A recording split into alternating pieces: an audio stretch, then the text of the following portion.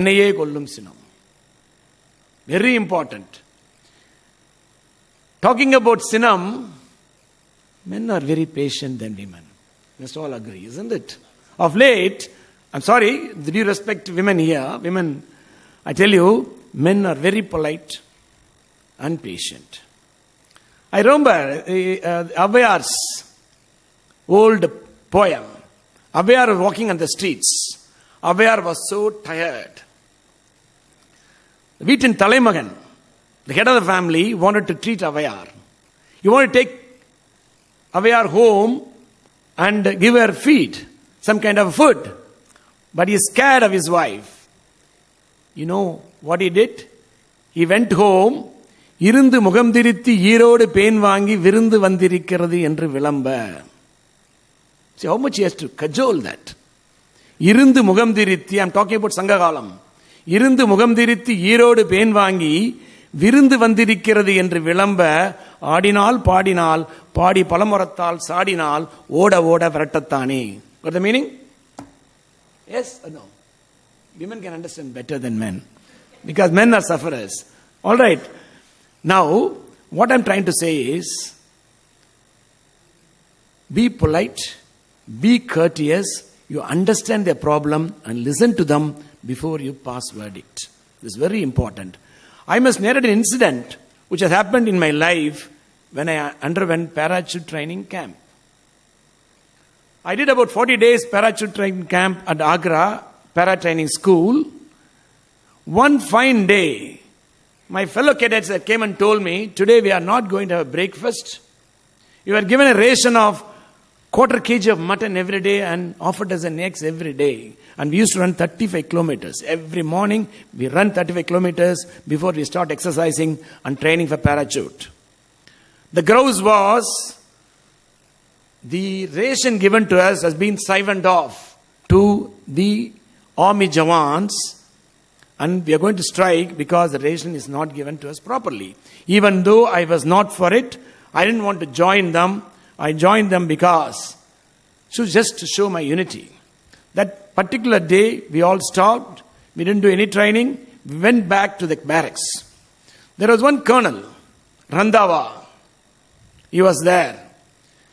We wanted to skip the lunch also. We went in. Randhawa called us and told all of us not to go to a barracks, assemble under the tree. We all assembled under the tree. See how he managed. He didn't lose his temper. He never lost his temper. And in fact, he treated us very kindly. Because the entire media had come in. His name had come in adversity. And everybody started talking about the camp was going nasty. The colonel was not able to manage. But he never lost his cool. I request all of you, at the worst of the adversity, when you are facing challenges in life, please do not lose your cool. Stand the ground and face it. What he did was, he asked us, how many of you had come in the day prior to the camp? Many of us put up a hand. How many of you are going to go on the day of the completion of the camp? None of them raised their hands. Many of them wanted to see Agra and other places. How many of you wanted to give Badagana to Yudhishthira? Everybody says yes. He told us, the ration is only for this time to this time, starting of the camp to the end of the camp. Now where will I go for further ration? If you want to go on the day of, on the completion of the camp, if you don't want to give your thanksgiving to Ustad means teacher, you can rather say, yes, we'll start giving the ration. Then finally all agreed. And the persons who started that strike felt crestfallen. And finally, you know what he did? He made us eat from our hands. That means the morning breakfast, which was stale, we ate the breakfast and we had to skip the lunch. That was his intelligence. He never lost his temper, but he got his point. That's how we should do that. The same way, I still remember when I was in school, long ago, I was in Melur. In ordinary school, I studied in Tamil medium school. I used to be very naughty. Very naughty. And moment teacher comes in, I'll go out and stand outside. Nobody wanted inside the class. My rank was 36 in the class of 35 students. Imagine they want to create one more student and put me on last to show that I never fared well. Tamil teacher was there. He said, Solanadu Sorudaithu. Solanadu Sorudaithu. You know meaning of that? Great. I'm seeing only one gentle lady smiling and telling us, I think the only lady knows Tamil very well, but she looks like little Malayali to me. I don't know how she knows that. Like Kumar spoke very well. I believe he's from Palakkad. He really spoke very good. And talking about the voice, Sumitra was talking about she has lost the voice. There was we had a 25th reunion of Madras Medical College. 25th reunion after completed. We all assembled.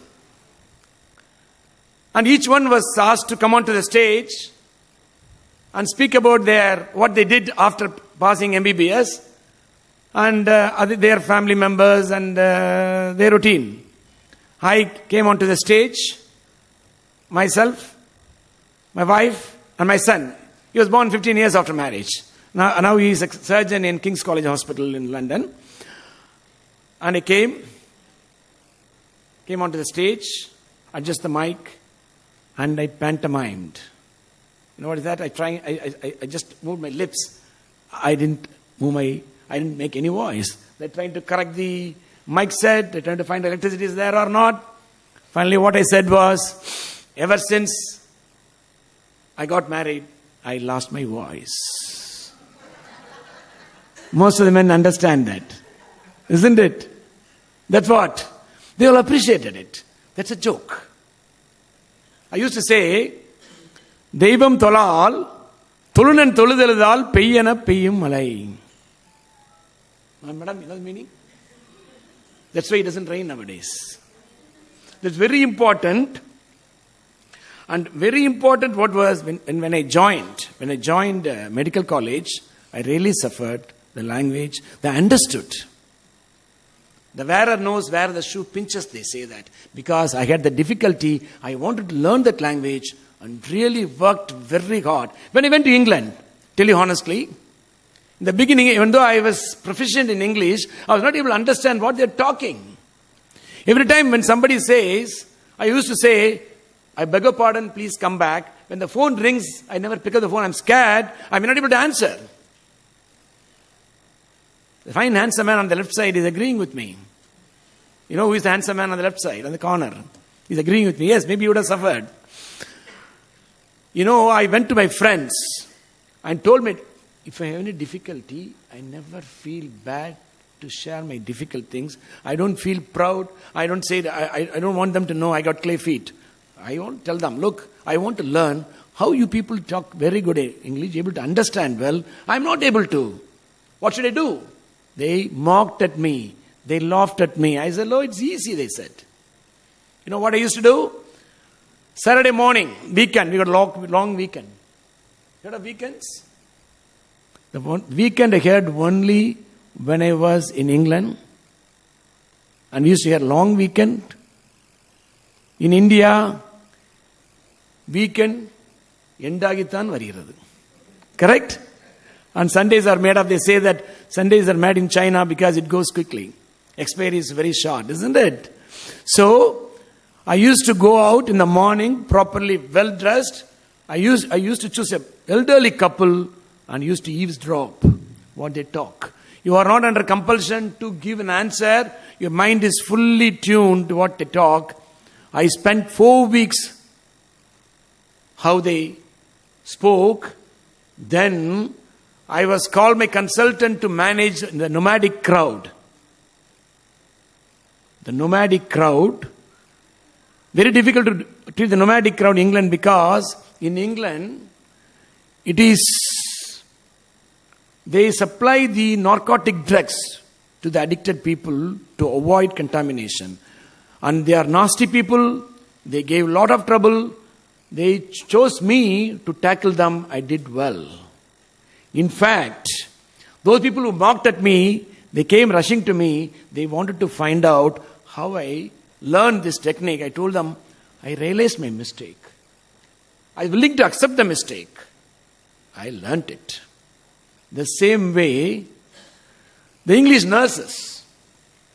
When I went to theatre for the first time in England, they observed me for 2-3 theatre surgeries. In the 4th theatre onwards, they allowed me to operate on my own. I did. And the consultant, they used to go in the side room and they fiddling with the computer. So once I was operating, I asked him, "Sister, knife." Sister didn't respond. Then I just got annoyed because I cannot show my anger. It's a foreign country. I said, "Sister, knife." He slapped my hand. I said, "Say please." I learned the word to say please. Nowadays, for everything when I ask, please do that. And I thank people. Whatever they do, I say thank you. I'm telling you, your life will transform. If you say please to anybody with a smile, with a good morning, whether know them or not, say good morning. Whenever I enter into the hospital in the morning, my voice will boomerang and reverberate with good morning. And some of them come and say, "Sir, first time I'm seeing a doctor saying good morning." It's very important how you treat others. The same thing will come back to me. I'm talking about how to treat your colleagues, the patients, and the other people. It's very, very important. Please give them respect. Not because they come and see you, don't think they are inferior to you. They may be much more greater than you. They come to you for help. Please treat them with smile, with courtesy. Please get up and shake hands with them, and you see that your job is done. I was talking about in the school. He said, Solanadu Soradaithi, he started telling, "Sotril madai kattinargal."